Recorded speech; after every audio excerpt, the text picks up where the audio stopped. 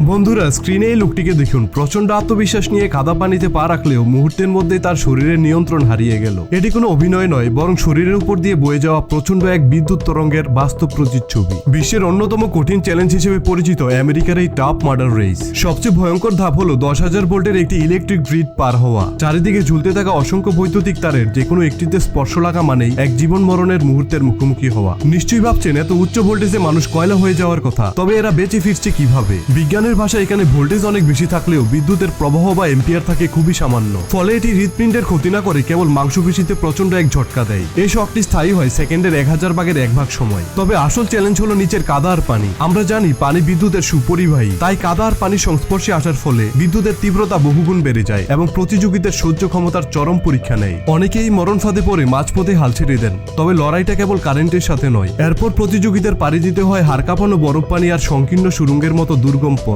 Top model কেবল শারীরিক শক্তির পরীক্ষা নয়, বরং এটি আপনার মনের ভয় আর যন্ত্রণাকে জয় করার এক মহাকাব্য। চরম প্রতিকূলতার মাঝে টিকে থাকার এই রোমহর্ষক লড়াই সত্যিই বিস্ময়কর।